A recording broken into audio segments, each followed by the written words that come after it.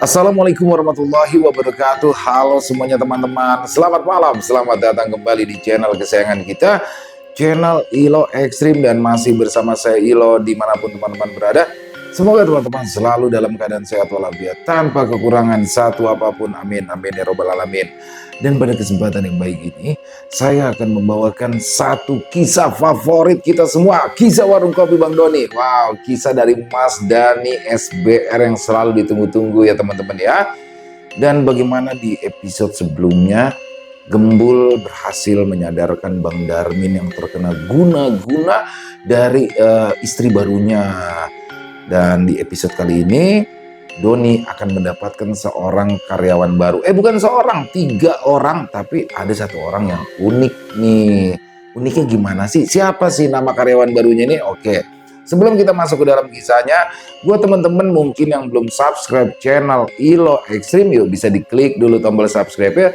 Jangan lupa lonceng notifikasinya juga dinyalakan, agar teman-teman selalu mendapatkan notifikasi dari konten-konten yang akan kami upload selanjutnya. Dan untuk channel Ilo Ekstrim kami upload setiap hari teman-teman, setiap malam jam 7 malam waktu Indonesia bagian Barat. Oke, nggak pakai berlama-lama lagi. Pasti udah gak sabaran kan untuk masuk ke dalam kisahnya. Kita langsung saja masuk ke dalam kisahnya. Bunuh horor. Misteri barang pemberian Pak Sujiran, warung kopi Bang Doni.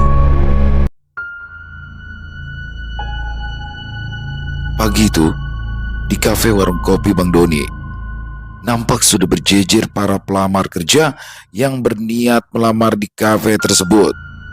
Kala itu, Pak Slamet yang telah selesai bersih-bersih menyuruh mereka semua untuk duduk dan menunggu di meja yang terdapat di depan teras. Pak Slamet pun segera masuk ke dalam untuk mandi dan berganti pakaian. Kemudian, tiba-tiba saja Pak Slamet keluar kembali dengan penampilan yang berbeda. Pak Slamet terlihat elegan, mengenakan kemeja lengan panjang, celana hitam bahan, serta sepatu pantofel hitam dengan ditambahi rambut yang klimis. Pak Slamet terlihat sungguh fantastis. Tanpa apa-apa, Pak Slamet langsung menyuruh para pelamar itu untuk berbaris di parkiran kafe warung kopi Bang Doni. Saat itu, terdapat 10 calon pelamar yang terdiri dari 7 orang pria dan 3 orang wanita. Ayo, baris yang rapi, cewek dan cowok misah, yang pendek di depan, yang tinggi di belakang. Siap, gerak, lancang depan, gerak, tegap, gerak.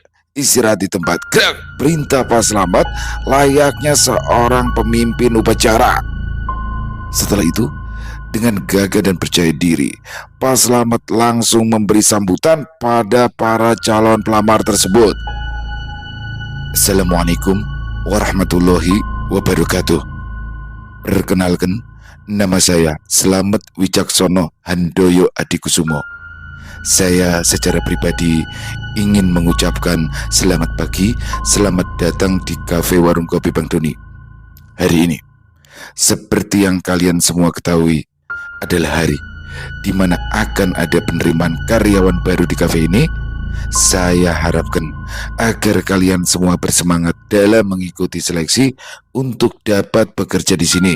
Memang proses penyeleksian ini tidaklah mudah, tapi saya tekankan sekali lagi, kalian semua harus pantang menyerah, kalian harus bersemangat. Ingat, kalian semua itu membawa nama besar keluarga kalian masing-masing. Oleh karena itu, seyogyanya kalian semua harus berusaha maksimal, semaksimal mungkin sampai dengan titik darah penghabisan. Jangan pernah menyerah pada keadaan. Kalian semua masih muda, jalan kalian masih panjang, kalian adalah calon penerus bangsa, ujar Pak Slamet panjang lebar. Entah setan apa yang merasuki Pak Slamet. Di situ, dia terlihat seperti orator ulung yang sedang membakar semangat para calon pelamar. Namun, yang tidak disadari oleh Pak Slamet, sinar matahari sudah mulai terasa terik, wajah para pelamar itu mulai berkeringat, terutama yang wanita, yang mana make upnya sudah nampak mulai luntur. Lili, Jumri, dan juga Sindu yang baru saja datang nampak dibuat terperangah oleh kelakuan absurd dari Pak Slamet tersebut. Ya ampun, itu Pak Slamet lagi ngapain ya? Tanya Sindu. Waduh iya ya tuh, kayak mau masuk tentara aja ya, pakai disuruh baris segala. Saut Jumri. Ih, Pak Slamet ada-ada aja deh, kan udah siang, mana panas.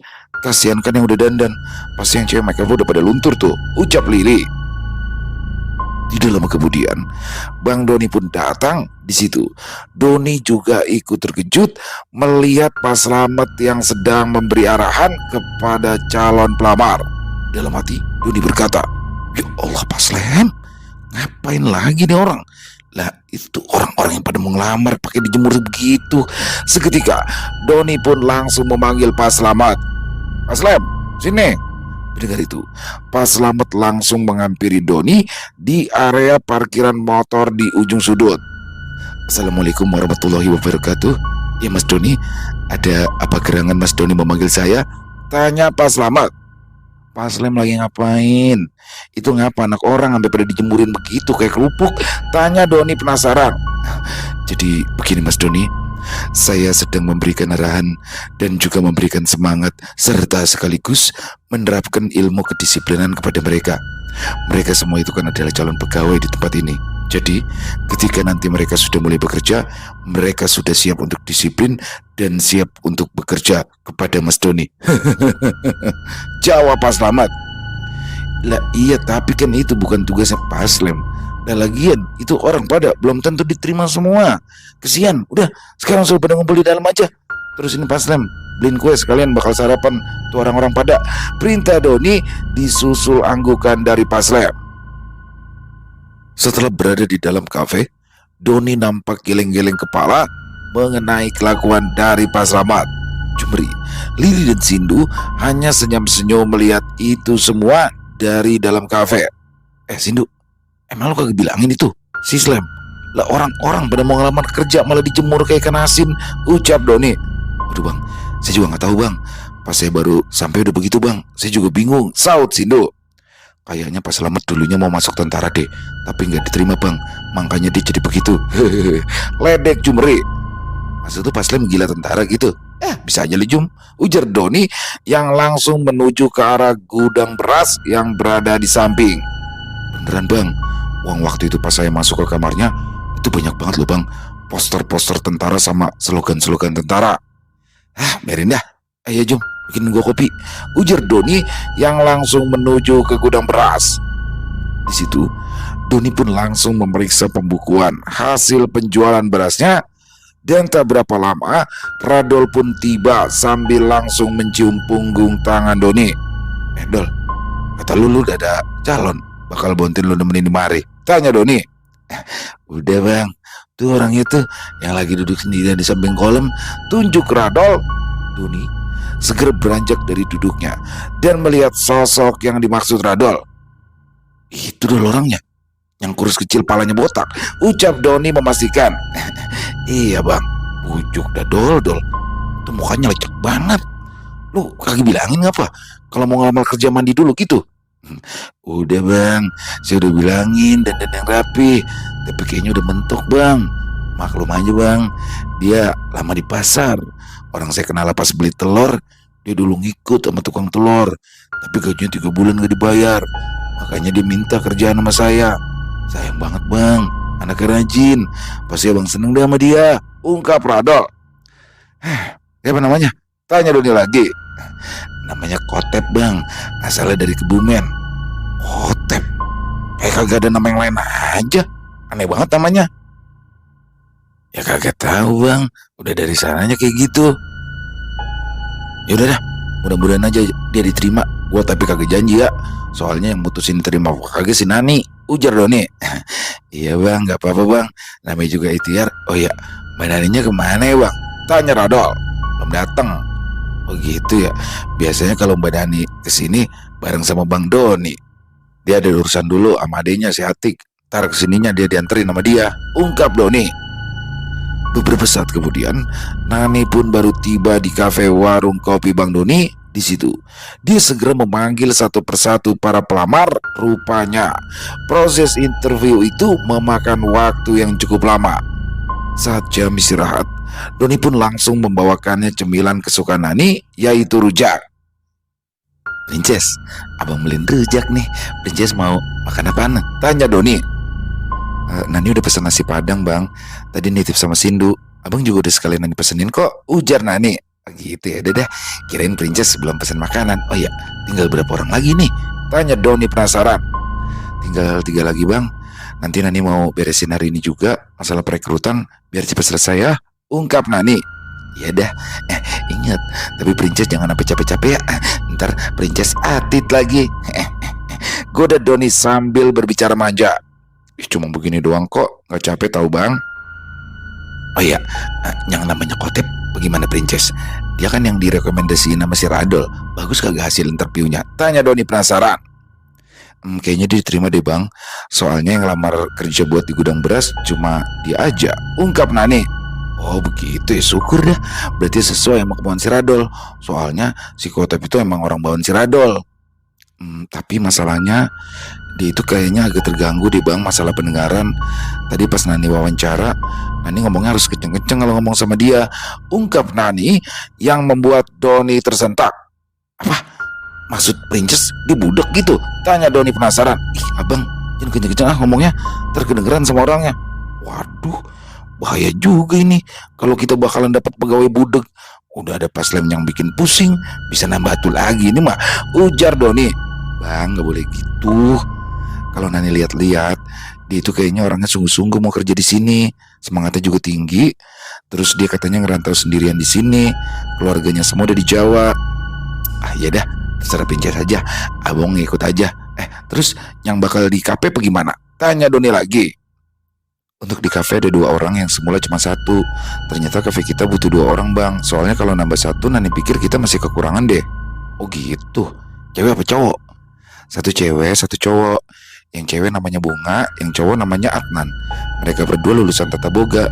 Jadi ya Nani pikir cocok kalau buat kerja di sini. Nanti biodatanya Nani kasih ke abang ya," ucap Nani sambil tersenyum. "Ya Allah Princess, abang kalau ngeliat senyuman Princess bawaan mau keramas," goda Doni. "Please deh bang, ini di kafe, jangan genit gitu malu ntar ada yang lihat." "Biarin aja, makanya abang pikirin," ujar Doni. Sementara itu di gudang beras, Radol langsung memanggil Kotep dan menanyakan mengenai interviewnya. "Tep, Kotep, tadi bagaimana wawancaranya Tep?" "Gimana bang?" tanya Kotep balik. "Tadi wawancaranya gimana?" "Alhamdulillah enak bang." "Enak? Wawancara, interview lu gimana?" tanya Radol lagi dengan nada yang sedikit tinggi. "Oh, wawancara bang. Saya kirain kue sarapannya. Alhamdulillah bang, lancar." "Alhamdulillah deh kalau begitu. Tapi ngomong-ngomong, lu tadi mandi dulu apa kagak sih Tep?" "Apaan bang?" "Kendi bang." "Mandi? Ngapa larinya ke kendi?" "Mandi, ya mandi lah bang. Masa nggak mandi?" ujar Kotep. "Tapi kalau lu mandi, ngapa lu masih kelihatan ngelecek begini ya Tep?" "Anu bang, tadi saya sama yang lain dijemur dulu sama bapak-bapak yang ada di depan itu bang. Makanya saya jadi keringetan begini bang," ujar Kotep. "Dijemur? Dijemur sama siapa?" tanya Radol penasaran. "Itu tuh bang, sama bapak-bapak yang kumisan tadi, yang pakai kemeja lengan panjang warna biru itu." "Oh, Pak Slamet. Lah, Pak Slamet ngapain ngejemur orang yang pada mau ngelamar ya?" ucap Radol kebingungan. "Kenapa bang?" Kagak. Gue ngomong sama lu, gue lagi ngedumel sendiri. Ya Tep, lu kalau diterima di sini, lu jangan sering-sering ngobrol sama Bang Doni ya, yang punya kafe ini. Bahaya, nanti dia bisa darah tinggi," ujar Radol mau wanti-wanti temannya itu. "Iya bang, maaf nih, saya lagi agak pilek, jadinya saya kurang dengar bang," ungkap Kotep. "Ya udah dah, lu sekarang pulang. Jangan lupa berobat lu. Nanti kalau emang diterima, lu gue telepon ya," ujar Radol. Keesokan harinya, di sebuah rumah yang ada di bilangan kota Bekasi, tampak seorang pria parubaya duduk santai di teras rumahnya. Ia menikmati secangkir kopi sambil menghisap sebatang rokok kretek. Pria itu bernama Pak Sujiran. Adnan, "Sini Nang," ucap Pak Sujiran memanggil anaknya itu. Perlu diketahui, Pak Sujiran adalah ayah dari Adnan, pemuda yang sehari sebelumnya melamar pekerjaan di kafe warung kopi Bang Doni. "Iya Pak," jawab Adnan sambil menghampiri. Adnan lalu duduk di samping ayahnya. "Bagaimana lamaran kamu? Lancar ndak?" tanya Pak Sujiran. "Alhamdulillah Pak, lancar. Kebetulan Adnan menguasai semua materi pas wawancara." Pak Sujiran mengangguk pelan, lalu menatap anaknya itu dengan sorot mata penuh keyakinan. "Tenang aja, Le. Kamu itu kan sudah Bapak jambi-jambi. Jimat yang kemarin juga Bapak suruh bawa, kamu bawa kan?" tanyanya lagi. Ya, rupanya saat melamar, Adnan diperintahkan oleh Pak Sujiran untuk membawa jimat miliknya. Meskipun begitu, sebenarnya Adnan merasa keberatan. Dia adalah anak muda yang tidak terlalu menyukai hal-hal berbau klinik, sangat berbeda dengan ayahnya yang hampir selalu melibatkan unsur gaib dalam setiap urusannya. "Iya Pak, tapi jujur sebenarnya Adnan gak perlu bawa jimat Bapak. Soalnya lowongan pekerjaan kemarin memang bidangnya Adnan," ucap Adnan. Mendengar ucapan itu, wajah Pak Sujiran seketika berubah. Raut wajahnya tampak mengeras. Jelas dia tersinggung oleh perkataan anaknya itu. "Kamu itu jangan bantah perintah Bapak. Asal kamu tahu, Le, jimat itu bukan sembarangan barang. Bapak itu susah mendapatkannya. Panjang prosesnya. Kalau kamu diterima kerja, jimat itu harus kamu bawa terus. Biar kamu cepat naik pangkat, biar kamu disayang sama atasanmu. Ngerti kamu?" sentak Pak Sujiran. Adnan tampak menunduk karena memang sosok sang ayah sangat ditakutinya. Semua perintahnya harus selalu dituruti tanpa berani membantah. Di tempat dan waktu yang berbeda, pagi itu di kediaman Mbak Betullah. Terhitung sudah 4 hari sejak peristiwa Darmin terkena serangan gaib. Kini keadaannya sudah jauh lebih baik. Walaupun Darmin masih belum bekerja, namun ingatannya berangsur pulih. Untuk sementara, Darmin tinggal di rumah orang tuanya bersama dengan Irma sang anak. Begitu, Darmin terlihat berbicara empat mata dengan ayahnya, Babetullah. "Terus masalah rumah tangga lo, bagaimana Min? Apa masih lo mau apa? Terusin apa bagaimana?" tanya Babetullah. "Kayaknya kagak deh, Beh. Pas Darmin tahu si Ririn udah nyakitin Irma, Darmin udah ilpil sama dia. Darmin udah kagak mau lagi jalanin rumah tangga sama si Ririn," jawab Darmin. "Ya kalau gua mah terserah sama lu aja. Lu udah gede, Min, udah dewasa. Lu udah kudu bisa nentuin arah hidup lu sendiri. Apalagi inget, lu udah punya anak perawan. Lu kudu lebih merhatiin dia." "Ya Beh, Darmin nyesel banget udah bikin si Irma sakit. Darmin baru sadar sekarang. Kemarin-kemarin kayaknya sama Darmin egois. Darmin cuma mikirin diri-diri. Kagak taunya si Irma sampai ngalamin hal yang kayak begitu," ujar Darmin yang matanya mulai berlinang air mata. Udah. Yang udah kagak usah dipikirin lagi. Yang penting sekarang lu udah sadar. Sekarang bagaimana lu beresin masalah? Kalau lu emang mau udahan, ya lu kudu ngubungin orang tuanya si Ririn. Lu kasih tahu dah semuanya. Jangan ampe nama keluarga kita jelek, ujar Babetullah berusaha membesarkan hati anaknya. "Ya Beh, Darmin juga niatnya kayak gitu. Tapi masalahnya si Ririn gak bisa Darmin hubungin. Telepon Darmin juga gak pernah diangkat. Tapi Darmin sih rencananya mau nemuin kakaknya yang tinggal di Bulak Kapal. Darmin mau jelasin semuanya, Be." "Ya udah kalau begitu mah, kabarin Babe ya kalau ada masalah. Oh iya, lu kudu ke rumah Doni. Lu kudu ngucapin makasih. Kalau kagak ada anak buahnya yang namanya si Gembul, kagak tahu dah bagaimana nasib lu sekarang. Mana dia sampai 2 kali lagi ngobatin lu," ujar Babetullah. "Ya Beh, ntar Darmin ke rumahnya dah," saut Darmin sambil menganggukkan kepalanya. "Tapi sekarang lu udah enakan kan?" tanya Babetullah penasaran. "Alhamdulillah Beh, Darmin udah legaan. Kagak was-was lagi, beda banget sama sebelum-sebelumnya," ungkap Darmin. Lah emang perasaan lo bagaimana emang sebelumnya?" tanya Babetullah lagi penasaran. "Ya gitu deh Beh, Darmin kayak orang linglung, terus bawaannya mau marah-marah aja. Tapi pas denger suara si Ririn, Darmin kayak takut gitu Beh. Makanya Darmin nurutin aja apa yang dia kata. Sampai segala mau jual kontrakan, ujar Darmin. Oh iya, masalah kontrakan, Min. Si Ririn itu rupanya udah ngambil uang kontrakan setahun. Kemarin Babe dikasih tahu sama yang ngontrak. Babe kaget banget dengernya. Babe kagak nyangka dah si Ririn sampai bisa bikin kayak gitu, ungkap Babe tuh loh. Mendengar itu, Darmin nampak lemas, namun dia tak bisa berbuat apa-apa lagi karena mau bagaimana lagi, hal itu sudah terjadi. Darmin jadi nyesel ngenalin si Ririn namanya ngontrak di rumah kita, Beh. Ya Darmin pikir kan kagak bakalan kayak begini kejadiannya. Maafin Darmin ya, Beh, ucap Darmin. Ya mau bagaimana lagi, udah kejadian. Ya udah dah, lu mandi aja, Gi. Ntar lu ke tempat si Doni, bawain datu mangga sama jambu. Tuh di belakang udah Babe siapin. Kemarin Babe habis dari kebon, ujar Babe tuh loh.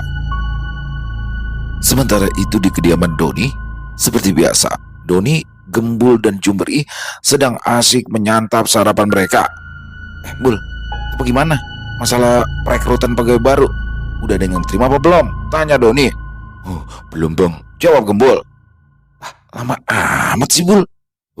Ya sabar bang, kan semuanya juga butuh proses bang, saut Gembul. Begitu aja lama amat, gua keburu berubah pikiran ini, ancam Doni. Ya udah bang, ntar saya bilangin aja sama Mbak Nani kalau Mbak Nani kerjanya lama, saut Gembul. Mendengar itu, Doni langsung tersentak. Lah, apa hubungannya masih Nani? Abang lupa ya, kan Mbak Nani yang interviewnya, saya nunggu doang jadinya. Gimana sih abang? Protes Gembul. Mendengar itu, wajah Doni berubah melunak. Iya deh Bul, santai aja dah. Terserah lu dah, mau berapa lama prosesnya, setahun juga gampang apa. Kalau denger Mbak Nani aja langsung berubah, bikin emosi aja, gerutu Gembul. Emosi, bukan emosa, celotuk Doni. Tak lama berselang, muncullah Pak Sadeli yang berniat untuk ikut sarapan. Assalamualaikum, salam Pak Sadeli. Waalaikumsalam, sahut semuanya. Nasi uduknya masih ada kagak? Wah kesiangan ini, tanya Pak Sadeli. Waduh, kayaknya tinggal kuahnya doang ya. Emang abang mau? Ya elah, kuahnya doang mana enak Don. Enak bang lah abang, cocol aja pakai dedek, ledek Doni. Ya lu kata gue entok makan dedek. Iya, kemarin katanya si Darmin serupan ya, tanya Pak Sadeli tiba-tiba. Abang dengar kabar dari mana? Tanya Doni lagi. Ya elah pakai ditanya, gue pan RT Don, intelijen gue di mana-mana, ungkap Pak Sadeli dengan jumawa. Ya elah intelijen, palingan Mas Karyo yang ngasih tahu. Dah aja lu Don. Iya, terus bagaimana itu? Itu ngapa si Darmin bisa kesurupan? Tanya Pak Sadeli lagi. Di situ, Doni pun langsung menjelaskan mengenai peristiwa yang dialami oleh Darmin, termasuk dalang dibalik semua itu yang ternyata adalah istrinya sendiri yang bernama Ririn. Pak Sadeli pun langsung tersentak, dia merasa iba kepada Darmin. Ya Allah, kesian amat ya si Darmin. Baru aja kawin, udah ketiban masalah aja. Ya elah bang, gini hari ngomongin masalah orang aja. Udah buruan pesen tuh nasi uduknya, udah mau beberes itu, ucap Doni. Lah tadi lu kata tinggal kuahnya doang, sahut Pak Sadeli. Saya ngibul bang. Ya suek lu Don, wah RT dibohongin, walat lu nanti, hardik Pak Sadeli sewot. Walat mah mama saya, kalau sama abang mah kagak ngapa-ngapa, sahut Doni sambil cengengesan. Tak berselang lama, datanglah Darmin dengan sepeda motornya. Saat itu, ia nampak membawa tentengan yang berupa buah mangga untuk diberikan pada Doni. Namun, sebelum menghampiri Doni dan yang lainnya, dia mendatangi Mak Zubaidah yang masih sibuk melayani pembeli. Setelah mengucap salam, Darmin pun segera mencium punggung tangan Mak Zubaidah. Di situ, Mak Zubaidah nampak tersenyum menyambut kedatangan saudaranya tersebut. Lu Min, bagaimana? Sehat? Tanya Mak Zubaidah. Alhamdulillah Cing udah. Iya, ini saya bawain jambu sama mangga buat Cing, ujar Darmin. Ya udah dah, lu masuk dulu dah sana ke dalam. No, ada si Doni lagi pada sarapan. Lu mau sarapan juga? Gak usah Cing, makasih. Saya tadi udah sarapan di rumah, ucap Darmin. Kemudian Darmin segera masuk menuju rumah Doni untuk menghampiri saudaranya tersebut. Assalamualaikum, salam Darmin. Waalaikumsalam, jawab semuanya. Darmin, tumben lu kemari. Sapa Pak Sadeli? Lu Li, ngapain lu di rumah saudara gua? Tanya Darmin balik. Gua sarapan nasi uduk, biasa. Ini kan termasuk wilayah gua. Hebat banget lu punya wilayah, kayak gubernur aja lu, ledek Darmin. Setelah Darmin bersalaman dengan Pak Sadeli, dia pun segera menghampiri Doni. Don, ini mangga sama jambu dari Babe, ujar Darmin sambil menyerahkan bungkusan yang dipegangnya. Ya elah bang, pakai segala repot-repot, ucap Doni sungkan. Kagak. Oh ya Don, gue mau ngucapin makasih juga nih sama lu, sama Mas Gembul juga. Nyantai aja bang. Oh ya, panggilnya Gembul aja, jangan pakai Mas. Dia masih muda, mukanya aja rada boros, ledek Doni. Mendengar itu, Gembul pun langsung nyelotok. Oh abang, kalau ngomongin orang jangan di depannya orang bang. Ini kan saya ada di belakang abang. Ngapain gue ngomongin lu? Ini kan kenyataan, muka lo emang boros, ujar Doni santai. Udah ngapa? Ya Mas Gembul, saya udah gak perlu diobatin lagi kan, soalnya saya udah enakan ini, udah normal saya, ujar Darmin. Ya bang, udah bang, insya Allah aman, saut Gembul. Tenang aja bang, garansi seumur hidup. Kalau ada apa-apa, biar Gembul langsung meluncur, celutuk Doni. Ya elah Don, pakai segala garansi, manggil lo kata motor, ucap Darmin. Tiba-tiba saja Pak Sadeli muncul dari belakang. Darmin, lu katanya diobatin sama si Gembul ya? Kagak sekalian lu totok aura, biar kebuka itu aura lu sama si Gembul. Pak RT ada aja nih, saya nggak ngerti kalau yang begituan, protes Gembul. Tahu nih RT, si Gembul wah kagak ngerti yang begituan. Dia bisanya gedein alat kelamin, ledek Doni. Mendengar itu semuanya langsung tertawa lepas. Waduh, udah mulai pada gendeng semua ini. Bang Darmin saya izin ya, saya masuk dulu ke dalam. Soalnya Bang Doni sama Pak RT kalau siangan dikit otaknya pada geser, ucap Gembul disusul anggukan dari Darmin. Kemudian Doni pun mengajak Darmin masuk ke dalam, diikuti Pak Sadeli dari belakang. Di situ Darmin pun menceritakan keadaannya dan keadaan rumah tangganya pada Doni dan Pak Sadeli. Astagfirullah, Bang sabar aja Min ya, ambil hikmahnya aja. Berarti Allah masih sayang sama lu. Lu kan baru nikah sebulan, udah ditunjukin deh tuh sama Allah tabiat bini lu yang sebenarnya.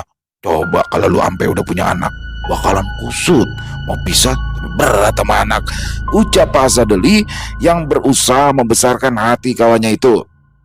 Itu dia yang gua gak habis pikir, cepet banget dia berubahnya. Gua kata mah dia bisa nerima gua sama anak gua, tahu-taunya dia cuma ngincar harta gua doang, ujar Darmin lirik. Tapi berarti lu udah dong sama dia, tanya Pak Sadeli lagi. Iya, udah ogah. Duh, berarti lu beresin deh urusan pernikahan lu ke pengadilan agama, sidang lu kayak orang-orang. Masalahnya si Rin gak bisa gue hubungin sampai sekarang, dia udah ngilang Li. Ya udah lu tenang aja Min, lu mah laki-laki, kalau mau nikah lagi bisa, nikah siri aja, ujar Pak Sadeli memberi masukan. Ntar lu dah Li, gue mau ngurusin anak gue dulu, kayaknya dia masih trauma habis kejadian kayak gitu, ucap Darmin sambil menunduk. Di situ Darmin menyadari jika sedari tadi Doni nampak diam saja, Darmin pun merasa tidak enak. Iya sorry ya Don, gue malah jadi curhat begini. Santai aja bang, sama saya mah lagian udah ada Bang Sadeli yang nimpalin, saut Doni. Min, si Doni mah kagak ngerti masalah beginian. Nah dia pun masih bawa kencur, mana paham dia. Dia paham cuma berantem doang kayak bocah petakilan, ledek Pak Sadeli. Ini si abang ngapa jadi sayang kena sasaran, protes Doni. Makanya lu buru-buru nikah, jadi lu paham sama masalah rumah tangga, ujar Pak Sadeli. Di tengah obrolan itu, tiba-tiba saja Gembul menghampiri Doni untuk menginformasikan sesuatu. Bang, saya di WA sama Bak Nani, katanya pegawai baru mulai masuk hari ini.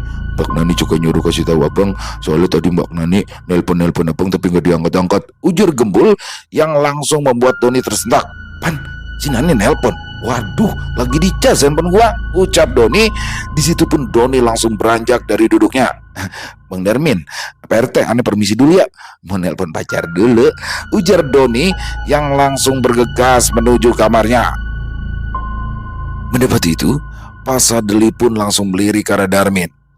Min, lihat tanpa saudara lu, dia mau bakalan jadi suami-suami takut istri. Gua kata mah, baru ditelepon kagak diangkat aja sampai segitunya baru pacaran. Saya sama kayak lu Li, Kata anak-anak kan bini lu juga galak, bukannya begitu? Tanya Darmin. Ya juga sih. Tapi Min, bolonya si Doni cakep banget. Duh, kayak orang Arab. Hidungnya mancung, kulitnya putih. Mana soleha lagi. Istri idaman banget ya pokoknya. Ya gue juga tahu, kasih tahu sama Baba Maun. Saya kan kenal juga bang, si Nani anak ke Babe Roni yang rumahnya masuk gapura, ujar Darmin. Kemudian pembicaraan pun semakin intens antara kedua sahabat lama tersebut hingga tak terasa hampir 1 jam lamanya. Ini si Doni ngapain aja dia? Punya rumah malah ngilang, tanya Pak Sadeli. Ya kan lagi nelpon dia, saud Darmin. Bujuk, lapak kagak pengang itu kuping. Hampir 1 jam ini. Ya udah deh ya, gue cabut dulu. Gue mau jemput anak gue sekolah. Ya udah deh, gue juga mau balik ini. Terbini gue nyariin lagi, sahut Pak Sadeli ikut pulang. Sementara itu, di kafe warung kopi Bang Doni, Adnan, Bunga, dan Kotep telah tiba di lokasi. Mereka bersiap untuk memulai hari pertama training di kafe tersebut. Namun, baru saja mereka sampai, Pak Slamet kembali mencegat langkah mereka. Wajahnya langsung sumringah ketika menyadari bahwa ketiganya adalah para pegawai yang diterima bekerja. Assalamualaikum warahmatullahi wabarakatuh. Saya secara pribadi ingin mengucapkan selamat datang dan selamat bergabung di kafe warung kopi Bang Doni. Pertama-tama, tiba-tiba saja ucapan Pak Slamet terhenti. Rupanya Gembul langsung menyuruh ketiga pegawai baru itu untuk masuk ke dalam kafe. Melihat kejadian tersebut, Pak Slamet pun hanya bisa melongo. Gembul pun segera menjelaskan. Maaf Pak Slamet, Mbak Nani udah nunggu mereka di dalam. Katanya mau langsung dikasih arahan. Soalnya habis ini Mbak Nani buru-buru mau ke kampus. Dalam hati, Pak Slamet menggerutu. Waduh, saya baru aja mau ngasih ucapan selamat, malah langsung disuruh masuk. Pieki. Setelah diberi arahan mengenai job desk masing-masing, ketiganya pun langsung praktek. Di situ, Kotep langsung menuju ke gudang beras, sementara Adnan dan Bunga melayani para pengunjung kafe. Terutama Adnan, ya, dia begitu bersemangat untuk melakoni pekerjaan barunya tersebut. Terlihat Adnan cukup terampil, berbeda dengan Bunga yang masih agak kaku. Wajar saja, karena saat di sekolah dulu Adnan telah dibekali ilmu yang mempelajari cara melayani tamu resto. Gembul yang menjadi mentor nampak cukup puas atas keterampilan Adnan sebagai waiters. Di siang harinya, Rizal yang baru saja masuk nampak terperangah kala mendapati ada 2 orang pegawai baru saat itu, terutama pada sosok Bunga. Bagaimana tidak, Bunga yang nampak terlihat manis dan cantik berhasil mengambil perhatian Rizal. Saat berjalan menuju loker, pandangan Rizal tak pernah lepas dari sosok Bunga yang saat itu sedang melayani pengunjung hingga akhirnya, Cel, lu jalan jangan meleng, sentak Gembul. Tak pelak hal itu pun langsung mengagetkan Rizal. Astagfirullah, Mas Gembul bikin kaget aja nih. Wow, kamu itu tuh baru masuk udah ngeliatin cewek aja. Di situ Rizal hanya cengengesan. Mas Gembul, gawe baru itu ya? Boleh juga tuh, ucap Rizal genit. Cel, kamu kan udah punya pacar yang janda itu. Jangan serakah Cel, kasih kesempatan sama yang belum punya pacar, ucap Gembul menasihati Rizal. Ya, saya udah putus Mas. Bapak saya kagak setuju. Ya, itu yang cewek namanya siapa ya Mas ya? Tanya Rizal penasaran. Tanya aja sendiri, saya sibuk, ujar Gembul yang langsung nyelonong pergi. Rizal rupanya tertarik pada sosok Bunga. Hal itu pun ditunjukkan ketika Bunga sedang ke dapur untuk mengambil menu yang dipesan. Tiba-tiba saja Rizal menghampirinya. Kamu pegawai baru ya? Kenalan dong, sapa Rizal. Iya bang, nama saya Bunga, saut Bunga sungkan. Oh Bunga, pas banget ya sama orangnya, cantik. Oh ya, kenalin, nama saya Diki. Iya, salam kenal ya Bang Diki. Bukan nih, bukan Bang Diki, nama saya Rizal. Diki itu kependekan dari dikirim Tuhan buat sayang kamu. Gombal Rizal yang seketika membuat Bunga terkejut. Wajah Bunga nampak berubah, yang tadinya ramah menjadi datar.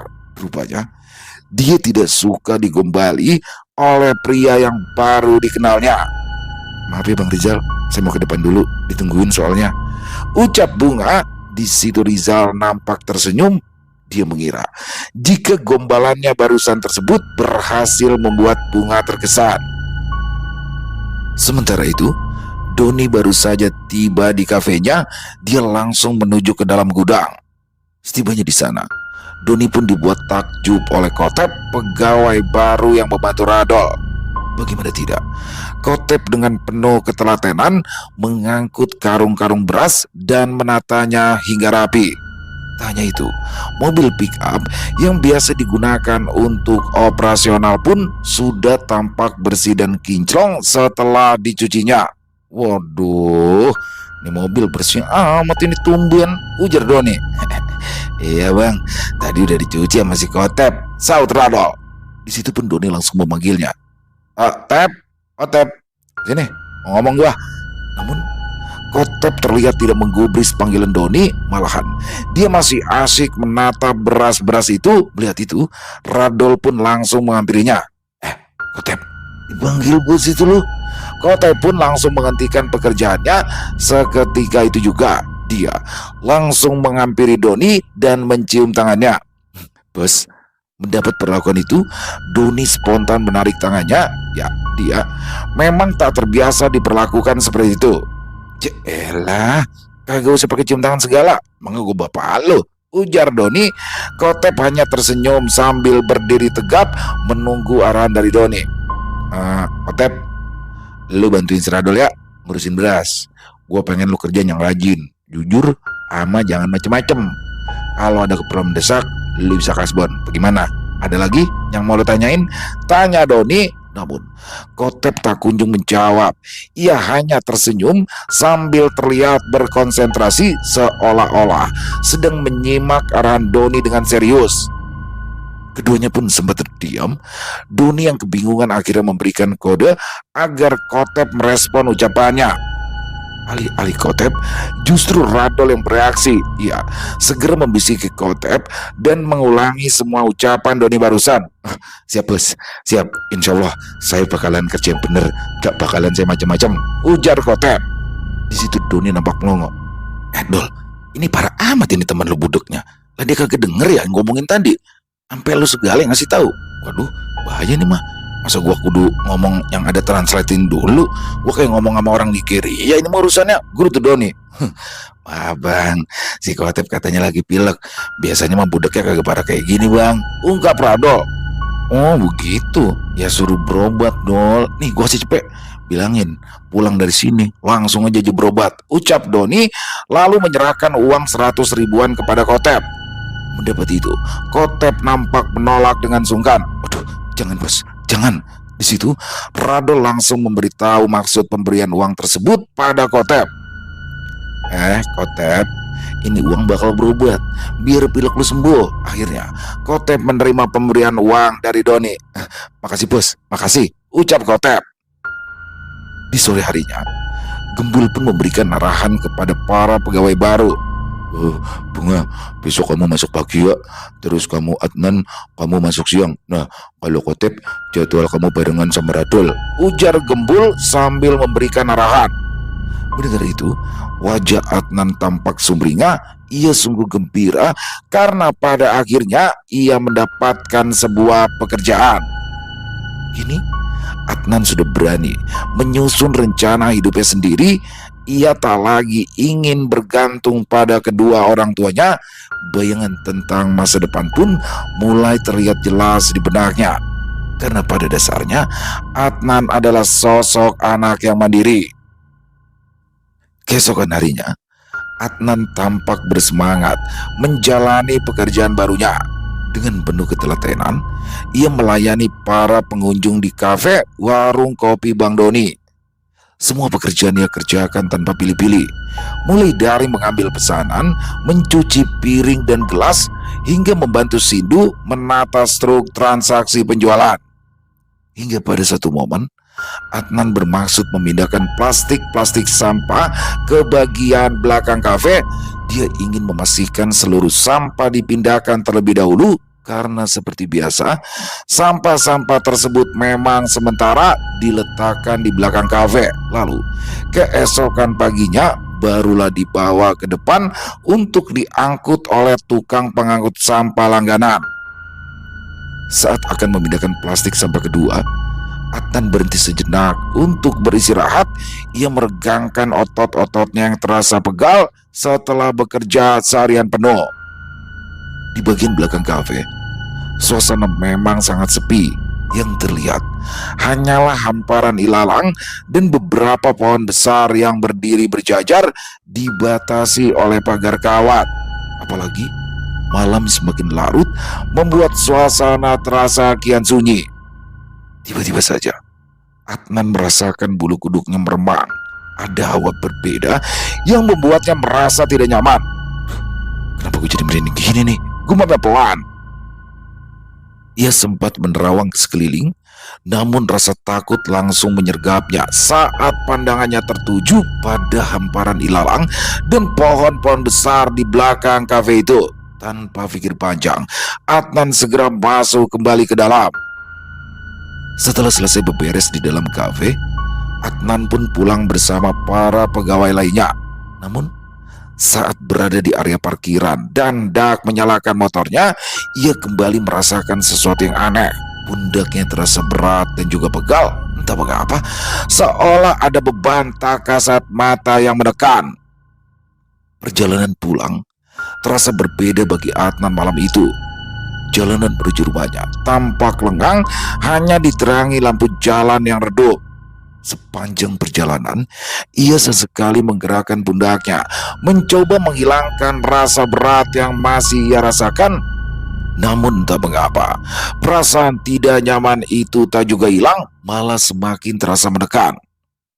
Setibanya di rumah, Adnan memarkirkan motornya di halaman. Lampu teras masih menyala, pertanda ada orang yang belum tidur. Saat ia melangkah masuk, dia melihat sosok ayahnya, Pak Sujiran, sedang duduk di kursi kayu di teras depan dengan secangkir kopi di tangannya. "An, baru pulang?" sapa Pak Sujiran sambil menoleh. "Iya Pak," jawab Adnan singkat, berusaha tersenyum meski wajahnya tampak lelah. "Memang selesai kerjanya itu jam berapa?" "Kalau kafe tutupnya jam 10, terus selesai beres-beres sampai jam 11. "Kafe kamu itu yang di mana sih? Bapak pengen tahu deh," tanya Pak Sujiran lagi. "Itu loh Pak, yang di samping Pulbus, itu yang pengen masuk ke jalan tol." "Oh itu, kalau itu mah Bapak tahu." Seketika Pak Sujiran menatap anaknya itu lebih lama dari biasanya. Kerutan di dahinya sedikit mengeras, seolah menangkap sesuatu yang janggal. "Kamu kenapa? Mukamu itu pucat. Hah? Pucat banget kayak begitu, kenapa?" ucapnya penuh selidik. "Ya namanya orang kerja Pak. Yaudah, Adnan mau bersih-bersih dulu ya Pak, mau langsung tidur. Adnan ngantuk banget," ucap Adnan. Pak Sujiran hanya mengangguk pelan dan mempersilahkan anaknya itu untuk beristirahat. Keesokan harinya, Adnan pun sudah mulai bekerja kembali. Namun, kali ini ada yang berbeda pada dirinya. Dia merasakan jika seluruh tubuhnya terasa pegal. Namun di situ Adnan tak berpikiran macam-macam. Dia hanya mengira jika dirinya belum terbiasa akan rutinitas barunya tersebut. Adnan berusaha bersikap normal. Dia tak mau dinilai jika dirinya tak mampu untuk bekerja. Semangat Adnan mengalahkan semua rasa sakit yang dirasakannya saat itu. Hingga suatu ketika saat kafe sudah tutup, seperti biasa, Adnan memindahkan semua sampah ke belakang kafe. Saat selesai menata sampah, Adnan langsung berbalik untuk segera masuk kembali. Namun, saat dia berbalik, tiba-tiba saja di depannya terdapat penampakan yang membuat mata Adnan langsung terbelalak. Bagaimana tidak, terlihat sesosok kuntilanak dengan tampilannya yang sangat mengerikan sudah berdiri di depan Adnan. Mendapati itu, Adnan langsung seperti mematung. Ia ingin berteriak, tapi tidak bisa. Lidahnya seolah tercekat, matanya mendelik, hingga akhirnya lututnya pun sudah tidak kuat lagi menopang tubuh. Seketika Adnan jatuh pingsan. Sementara itu di dalam, Doni yang saat itu masih berada di kafe nampak mengawasi saat Gembul, Pak Slamet dan juga Rizal sedang beberes di dalam kafe. Bul, lama amat sih lu. Gue tungguin ini ke lu Doni. Sabar bang, ini juga lagi beberes. Kalau mau pulang duluan aja bang, saut Gembul sewat. Ya gua kagak bisa begitu. Walaupun gua bos lu, gua kagak bisa balik duluan. Kita kudu balik sama-sama. Bilang aja bang takut pulang sendirian. Ini kan malam Jumat. Ayo ngaku. Ledek Gembul. Ilah, emang lu kata gua bocah apa takut pulang dirian? Oh iya, ngomong-ngomong, anak baru mana ya? Si Adnan? Tanya Doni mengalihkan pembicaraan. Oh iya ya, tadi dia mindahin sampah bang. Tapi kok kenapa belum balik-balik lagi ya? Jol, si Adnan mana Jol? Tanya Gembul kepada Rizal. Tahu mas, tadi mindahin sampah sih, jawab Rizal. Coba kamu samperin Jol, mindahin sampah kok lama banget. Itu udah selesai nih, mau tutup, ujar Gembul. Mendengar itu, Rizal pun segera masuk menuju ke belakang untuk menghampiri Adnan. Namun seketika terdengar suara teriakan Rizal dari arah belakang. Wah, Mas Gembul, Bang Doni, si Adnan pingsan, teriak Rizal sambil berlari ke dalam kafe. Tayal, semuanya pun segera ke belakang untuk melihat kondisi Adnan. Benar saja, Adnan sudah tergeletak di atas lantai. Dengan bergegas, tubuh Adnan pun digotong untuk dipindahkan ke dalam. Waduh, ini apa dia ya? Tanya Doni kebingungan. Sepertinya asam lambungnya kumat Mas Doni, saut Pak Slamet. Pak Slem so tahu. Saya lihat di biodatanya kemarin, dia kagak punya riwayat penyakit apa-apa, ujar Doni. Semua orang nampak kebingungan, namun tidak dengan Gembul. Ya, di situ Gembul langsung bisa tahu apa yang sebenarnya terjadi pada Adnan. Tanpa berkata apa-apa, Gembul pun langsung memejamkan matanya sambil meletakkan telapak tangannya di atas kening Adnan. Rupanya Gembul dapat merasakan jika hampir seluruh makhluk halus penghuni pohon besar yang ada di belakang kafe kini bersemayam di tubuh Adnan. Seketika Gembul langsung menyentak. Minggat kon. Hal itu pun sontak mengagetkan Doni, Pak Slamet dan Rizal. Astagfirullah, ngagetin aja sih lu Bul, saut Doni sewot. Ada rasa jengkel Doni pada Gembul, tapi seketika hilang saat melihat jika Gembul rupanya sedang menerawang Adnan. Waduh Mas Doni, sepertinya Mas Gembul sedang menerawang Adnan, ujar Pak Slamet. Ya, saya juga lihat Mas Slem, sahut Doni kesal. Mas Doni, sepertinya Adnan ini kesambet. Masalahnya Mas Gembul sampai berteriak-teriak seperti itu, ujar Pak Slamet lagi. Dah. Iya Pak Slem, saya juga tahu. Kalau kagak kesambet lah ngapain si Gembul sampai begitu, sahut Doni bertambah sewot. Dengan mata yang masih terpejam, mulut Gembul nampak berkomat-kamit. Entah apakah dia sedang merapalkan doa-doa atau sedang berkomunikasi dengan para makhluk halus tersebut. Setelah beberapa saat, Gembul pun mulai tersadar dan kembali membuka matanya. Wajahnya nampak lelah sambil sesekali menggeleng-gelengkan kepalanya. Ada-ada aja sih, ujar Gembul tiba-tiba. Bul, apa Bul? Setan ngapa itu? Tanya Doni penasaran. Si Adnan kesambet bang sama setan di pohon belakang. Hampir semua setan penghuni pohon belakang itu pengen masuk ke dalam badannya bang. Makanya saya ancam kalau nggak keluar bakalan saya tebang pohon belakang yang jadi rumah mereka semua, ungkap Gembul. Begono. Tapi ngapa bisa begitu sih Bul? Kita aman-aman aja selama ini perasaan. Kata setan-setan itu, si Adnan punya jimat bang yang bikin setan-setan itu tertarik. Makanya mereka berebutan pengen masuk ke dalam badan si Adnan, ungkap Gembul lagi. Gitu. Dan si Adnan ngapain segala pakai bobo jimat sih? Tanya Doni keheranan. Ya ampun bang, saya juga nggak tahu, ucap Gembul. Tak lama kemudian, Adnan pun tersadar sambil sedikit meringis. Tubuhnya terasa pegal di sekujur badan. Namun, ia langsung terkejut ketika mendapati banyak orang yang telah mengerubunginya.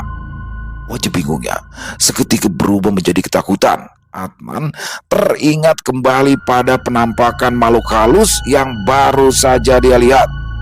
Mas Gembul, di belakang mas, di belakang ada setan, ujar panik.